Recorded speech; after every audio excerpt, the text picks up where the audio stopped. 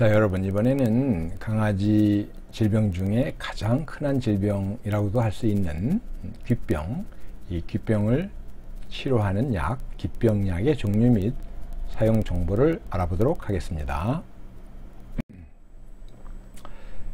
강아지 귓병약, 귓병 치료제를 우선 형태로 구분해 볼 수가 있는데요. 연고 또는 드롭, 그래서 이 귀에다 이렇게 넣는 이런 귓병약이 있습니다. 그리고 먹이는 약이 있고요. 사실 강아지 귓병을 치료하기 위해서 뭐 주사제를 쓰는 경우는 거의 없다, 이렇게 이해하시면 되겠습니다.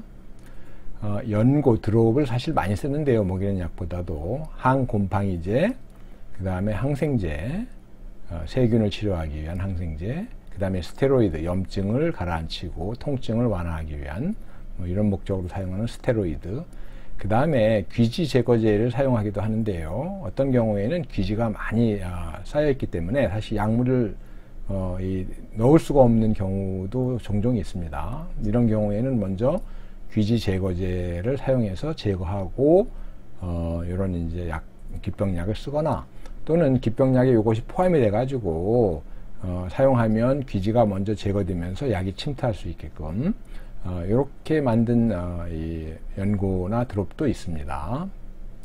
그 다음에 이제 먹이는 약은 역시 뭐 스테로이드 많이 사용하고요. 그 다음에 항생제, 항곰팡이제 이렇게 사용하는데, 연고제의 경우 이 연고제는 단일 제제보다는 이렇게 뭐 항곰팡이제, 항생제, 스테로이드 이렇게 같이 들어가 있는 소위 말하는 복합제제가 많이 사용이 되고, 또 효과도 좋습니다. 여러 가지를 한꺼번에 할 수 있기 때문에. 그리고 정확히 뭐 이 세균이나 이런 걸 일일이 다 배양하고 이렇게 해서 이 정확한 원인을 찾아 가지고 치료를 하는 게 쉽지 않기 때문에 곰팡이, 그 다음에 세균 등등을 이렇게 한꺼번에 치료할 수 있는 약을 사용함으로써 소위 말하는 산탄총식으로 뭐 하나 걸리게끔 이런 치료 방법을 많이 쓰곤 합니다. 반면에 먹이는 약은 복합제라기보다는 대개 뭐 스테로이드만 따로 쓴다거나 항생제만 쓰거나 항곰팡이제만 이렇게 따로 이렇게 제재가 돼 있다는 점 알아두셨으면 좋겠습니다. 이 성분으로 또 이제 구분하면 뭐 정말 다양한데요. 귀지를 용해하는 이런 이제 귓병약도 있고, 그 다음에 또 세정, 그 다음에 건조하는, 뭐 솔직히 이거는 뭐 꼭 약품이라고 볼 수는 없지만 하여간 치료를 돕는 목적으로 사용할 수 있습니다. 그 다음에 뭐 소독 살균제도 있고요. 그 다음에 뭐 귓병약으로 이제 뭐 꼭 빠지지 않는 스테로이드 제제가 있고, 그 다음에 항세균제, 즉 미생물 감염을 치료하기 위한 항세균제, 그리고 곰팡이에 의한 귓병도 많거든요. 그래서 그 곰팡이를 제거하기 위한 이런 항곰팡이 제제, 그 다음에 이제 이어마이트, 오음 같은 것에 의한 귓병도 있기 때문에 항기생충 제제를 사용해야 할 경우도 있습니다.